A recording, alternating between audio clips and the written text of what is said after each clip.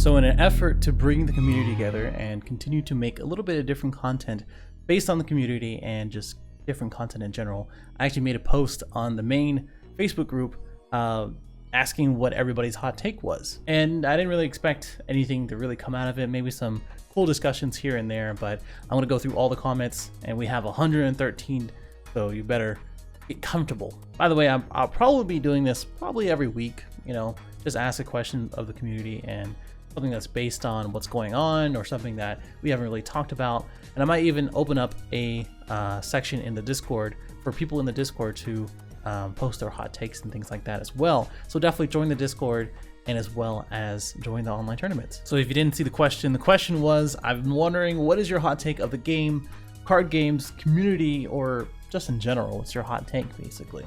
And I was gonna give a prize, and I don't know what that prize is just yet, but I'm sure I'll do it. And to start us off, we do have the first person saying, your question is very broad, so I answer with meh. Well, welcome to open-ended questions. I don't know what to tell you. DBS TCG is without a doubt my favorite game, but after being introduced in set 5, the game has changed to a point where being able to recognize it as the same as it started, I look forward to the future of Dragon Ball Super. So I think that has a big change, or a big thing with the change of the direction of the game. So a lot of it within set 3 and 5, there's a lot of things that you couldn't really interact with.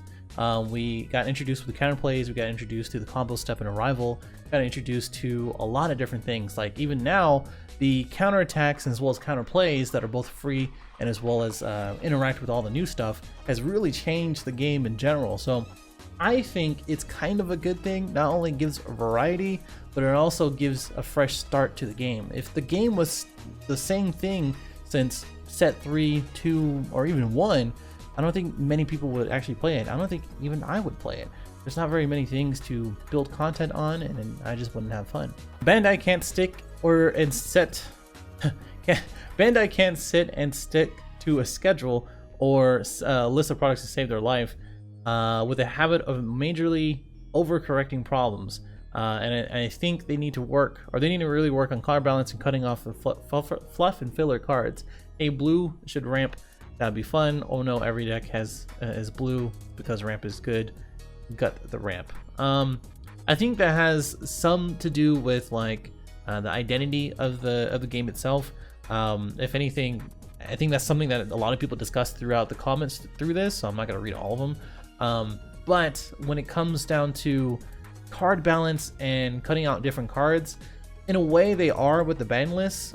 Some people are talking about pseudo rotation. If you haven't saw like Espira's video about it, I think there is something there as far as balancing, but I do agree with, like, you know, they, in order to really set the direction of the game, or at least be in that direction, they're gonna have to do a lot of major changes. So I'm guessing that's what it is. Identity is definitely a problem in the game, and I think we're trying to get to a better place with that in the last few sets. Wizard of the Coast is doing a cash grab in all of their special cards, and if you know what you're doing, you make a killing. I don't have no idea with that, or I have no idea about that. So John Patterson, let me know, judge my soul, and let me know, and just send me a message, because I would like to make a killing.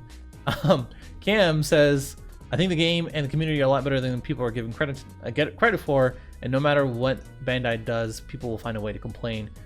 Pricing could be better for events for sure, but I don't think we can get better pricing until we start events with higher attendance. TOP was a perfect opportunity for us as a community to show Bandai the game needs better pricing when we blew it. I think if we continue to do, if COVID didn't happen, I think if we continue to do those type of tournaments, if Dalen and everybody else came together to do Filipinos coming out together to do more community-based tournaments like the ones I'm doing online, it would be better. It's just that those things need support and they need to grow, right? And I think the other thing is that people will always find things to complain about. You know, if you look at any card game, Pokemon, if you look at Magic, if you look at Yu-Gi-Oh, all these games have complaints. And even if we do changes based on the community, based on the game itself, etc., it doesn't matter. There's always going to be something to complain about. I think the biggest thing is that the majority gets the benefits and the positive out of it, rather than the minority in which could be addressed in the future. Eric posted a huge paragraph. I'll give you a chance to pause it and read it. The gist of it, after reading it, it seems, and you can correct me if I'm wrong, Mr. Crit God, that the fact that a lot of people like myself and other content creators and top players are pushing out decks and different concepts for decks, and that's what's topping because of those things, right? And he does say, you know, am I done with playing Massane for so long and coming back to set 10 with Vijinx is probably straight up better if you use the same engine? Probably, right? But do I also want to be creative and try to be better with the decks and be creative with it? So like if you use a low tier leader or a different leader or a different engine, etc., right? And he says that the point of this and the bottom line to this is that the meta only shifts because most of our sheep, and that is what's keeping us, etc. And if anything, a shout out to the Stage Zero Discord for people to help us out.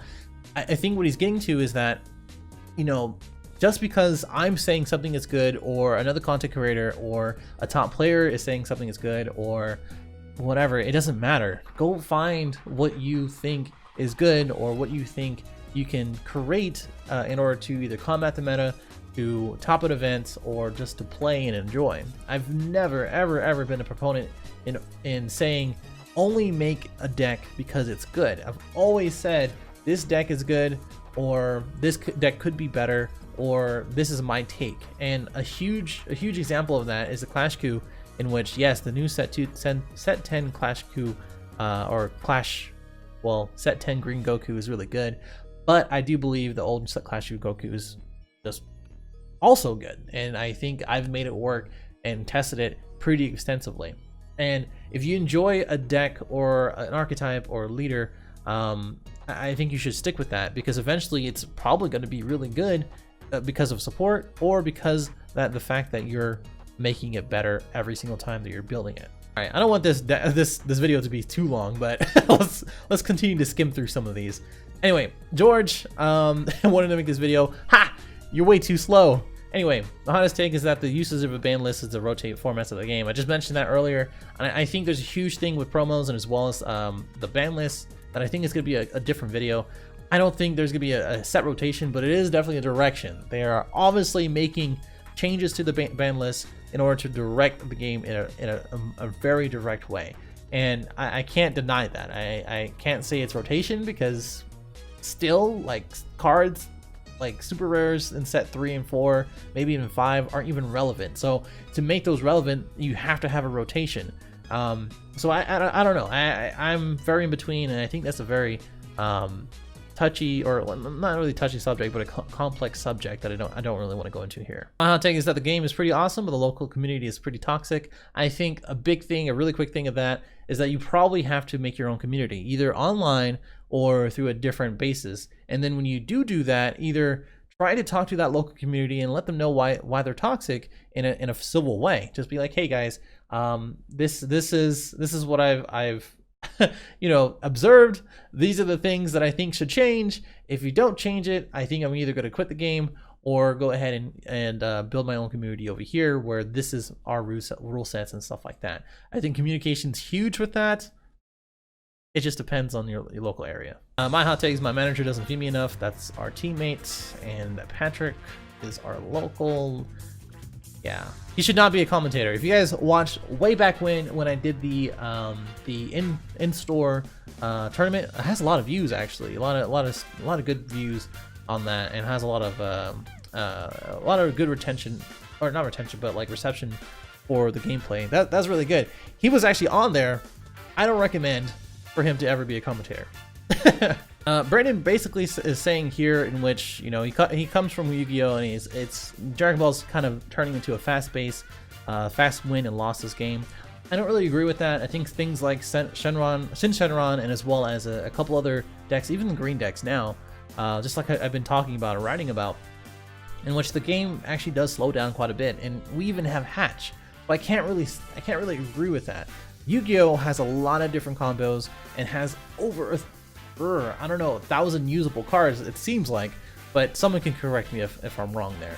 But I do agree that it is getting a little fast paced, but there are a lot of things that stop that, including like the combo phase and as well as counter plays. My hot take is that people spend way too much money on certain cards that they perceive as must-haves. I'm okay with not having Singing Instincts in my deck. Rather than for rent. I mean, I agree, but I don't think anybody has any stance, or unless you're like their parent or their employer or someone like their roommate or something like that. I don't think anybody ever has a leg to stand on to tell another person how to spend their money, right? I do agree with that. You should be cautious in what you want to buy, and you should really kind of be like, you have to know that you're gambling at one point, right? You have to know that a card's value is not going to be the same a year from now. You have to know that it might be on the ban list as well. So, that's. Yeah, I'm going to skip Ryan's. If you want to go look at his, I'll put the link in the description. But my hot take is that Church Bigelow didn't need errata. I don't know. I think he would dominate if he didn't state errata, or if Surge Q didn't get the errata in, or he got the errata but Piccolo didn't. DBS is fantastic for new people to want to get a card game. Is young, exciting, and constant changes. Power creep and erratas are a little hard for us to keep though. Changes in the meta, although changes the meta constantly. Oh, okay. This downsides with sword printing, great cards, and releasing. That's too fast. Bandai takes this on information and makes changes to listen to the players in the game. And all of this has been amazing as a store owner and judge in its support to the players. Well, that's good. I think that basically sums up everybody's take. I don't think that's a hot take at all. I think that's the majority, if you ask me. I think short printing is obviously a downside. Releasing sets, in most people's opinions, is a downside as well. But there's a lot of upsides, as in the community and the people we interact with, and the game is just overall fun. So this basically is summarize everything. You don't really have to watch the rest of the video. No, please watch. The problem system would be death of the game, and limited print and lousy distribution is pushing it to closer to the grave. I don't think the game itself is going to die, but I do think that those are really two big problems that Bandai should address and stop doing in the wrong way.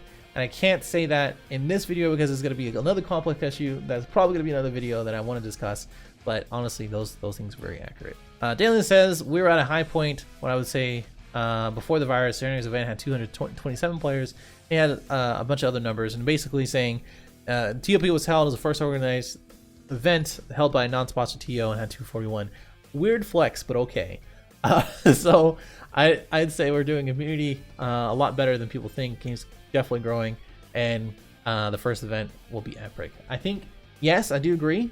I said it before and earlier in this video that we should still have more events like that. I think people should, like, every single time, if you have a small local, that's fine, but help each other to do more local events. Help each other to try to organize a big event for people to come together, fundraise, do something. That's my plan when locals open up, and that's my plan to kind of grow the game. If it doesn't, then that's okay, but at least you can kind of come together and hopefully grow the game more than we have before. And honestly, TOP probably would have been a lot bigger if it wasn't the same weekend as the Vegas regional, but that's just me.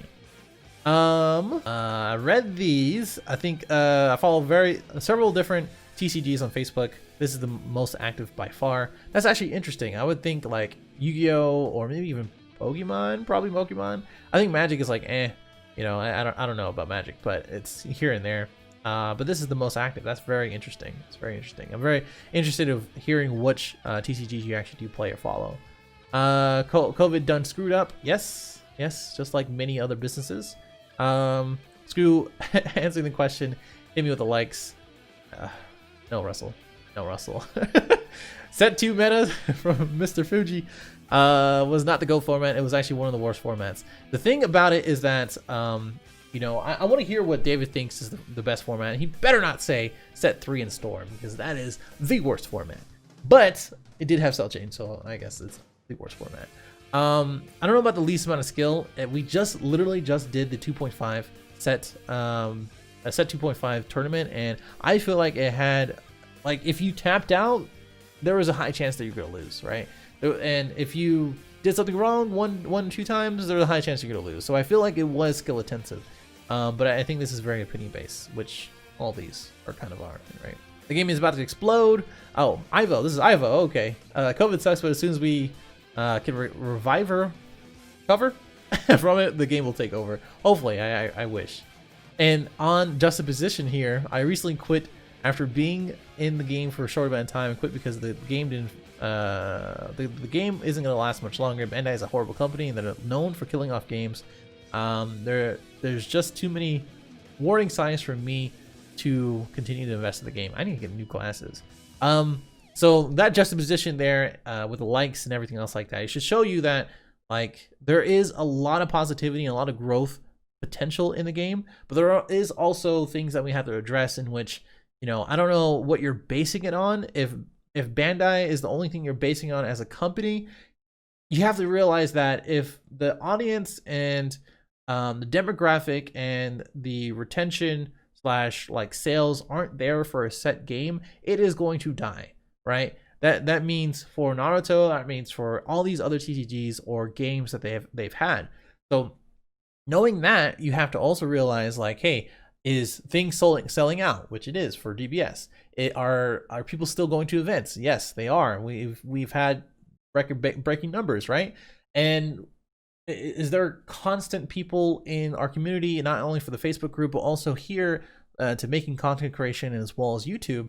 Is that all there? And I think it is, right? Like I don't think it's gonna die anytime soon, but I also think there's a lot of different issues that has to be addressed. But most of the positives and most of the direction that they're going with is good, and I can't say otherwise for that. My hot take is that my hamster get more likes than any comment with a real positive. So far, yes, and that makes me mad. Everybody who's on this list, I don't like you. Play the game set through 1 to 7. No interest in coming back to it. Promo system sucks. Yeah, way too many rules and timings and stupid interactions. I don't know about that. So the thing about this is that for any game, for anything, you have to understand the rules of it, and I'm sure there's a base rule line for like energy and battle cards and stuff like that. You kind of have to understand, like, if you want to be good at the game, you should know majority of it or all of it, right? Either it's the interactions or you have to take the time to learn that, and you have to kind of consider like, how much do I have to invest in this game, or the time invested in this game. If you feel like it's not really worth investing, then that's okay, go ahead and move on to something else. But I don't think there's too many rules and timings for this game. I think it's pretty simple when you do play a few games and you understand like the basis of it. There are things like, again, in the combo step and as well as autos that you have to understand, but that's like, after you learn it, it's just like, oh, okay, I can kind of apply that to something else. Draw power is still king, kind of. Promo cards should be alternative art alone and never individual cards. I kind of agree with that. I think there should be accessible, and again, I don't want to put out like too many like solutions, but we'll talk about it in another video. Anyway, yeah, buyouts are bad. Wish the community in DC haven't found anything super out of the way and small. So start yourself. Start a community yourself. Start online. Look through in general DC groups and be like, hey, I play this game as DBS. It's a fun card game. If you guys want to play, this is where I'll be. You can play online if you want to check it out. Go ahead and check out your favorite YouTuber, Android, or Crossworld TCG, Eggman, 3HG, anybody else, right? And try to drive that that engagement, because it starts with us. It starts with the players. So if you don't have a community, go ahead and build one. People complain way too much. There's a lot here. I think I read this already, but yeah, don't like. I think the gist of this is that a lot of people are complaining about people complaining, and that's pretty normal. Like if you go into the car community, if you go into politics, if you go into art, even like if you're into art and things like that, or even like pop figures or whatever, then people are gonna complain like how things are distributed, where the support is, etc. Right? But without complaints or suggestions, there's no drive for innovation, there's no drive for change for companies. And to a certain extent, because I think, yeah, there's a bit of complaining here and there, I kind of just go with the flow and express myself whenever I can. But at a certain extent, complaintments I don't know who knows that reference, but people who complain and the things that come from that, if it's constructive criticism and as well as suggestions, then things will change based on that. And that's where, again, companies like Bandai will change and innovate and try to do better in the future. If they don't, then we will complain about no change and that there's no innovation in the game. So it's kind of like a lose-lose situation there, and no one really wins if nothing is done. In my experience, the game already brings two big communities together, card players and Dragon Ball fans. Yeah, you know, that was one thing that I like. If you look at stuff like Geekdom and like Rhyme Style and stuff like that, there's huge like on a YouTube basis and as well as community basis where there's so many people engaged with the theories and things like that. But we have a thing where we can physically play the game, we can play it online, and yet it's still kind of a small community, you know, within probably less than 1,000 active people online discussing about this stuff, right? And when it comes to events, again, less than 1,000 people for those events, and yet there's millions, probably 100,000 maybe, very closer, who love Dragon Ball, and they don't know that they're good at the card game or they could have fun with the card game until we start driving that. And I think that's something that I have to remind everybody. But I do agree with that. Ban lists are there to sell more product. That's not a hot take. That's just the truth. The vengeance premonition should have been during your turn if you run out of cards. Yeah, you know what? I think if they ever do issue a errata for this, if there is ever like an issue with that or something that they have to address for vengeance, this is probably what it's going to be. I don't think there's anything else that needs to be done with that leader. It's just like, because you can apply those effects to everybody else who has burst and who is a Black Saiyan leader. So power arrows need to be banned off the market. That is impossible. Promos need to be alt art only. Yeah, again, I agree. And leaders release with purchasable packs released in each set. I do agree with that. There should have been promo packs in which you can go buy and is readily available instead of certain things. If, let's say, the promo packs in set 1 through 5, if you can buy a pack in which all those promo packs has those, wow, all those packs has those promos within those sets and is randomly generated or randomly there like RNG and has alt art and is readily available, not short printed, then that would be perfect, because it would not only help people who weren't able to have those promos before, but also it's going to be cheap. It should be cheap, in which if it's not relevant or whatever, it helps for those collectors who want that alt art. So just a thought. I already talked to this guy. Adam says, Mr. Thick Wolverine says, rather wind than adapt because of the current meta, secondary market on singles, etc. Yeah, I mean, I already talked about that. Darwin, yes, I already talked about this, whining, like I said, people complaining about complaining. I wish they'd push their mobile app. You know, again, I'm telling you, that is the biggest thing that we need right now. There's no better time to do that other than a pandemic. That is for sure. Lacking creativity and representation in some decks at local level.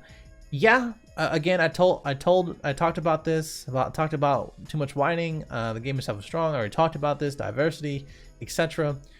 Again, my thing is that if you believe something is good, then make it good. A lot of the time is that there are a bunch of good cards that put together going to be the same good cards in another deck, right? But if you find a combo or if you find something else that could combat that, then that's it. But I will say the Bandai does purposely put out stuff like Potential Unleashed, like the 1-drop counter card, in which it is just a genetically good card, and you sometimes just have to have that card. And that happens over and over again, in which it kind of builds itself, in which, you know, there's not that much, you know, creativity when it comes to top decks and good decks. But when it comes to creativity and diversity, that's just going to be up to the community to build more and more things. And if we scroll down to Richard Zapp, oh wait, no, Pat O'Neill, in which saying 95% of this community can't build decks or understand the reasonings behind cards or certain cards in accessible decks. Most people are straight up saying list please and going to autopilot. And this feels, I feel like this holds back a lot of people from reaching their max potential. Also, Sonic the Hedgehog music is good. It is actually pretty good.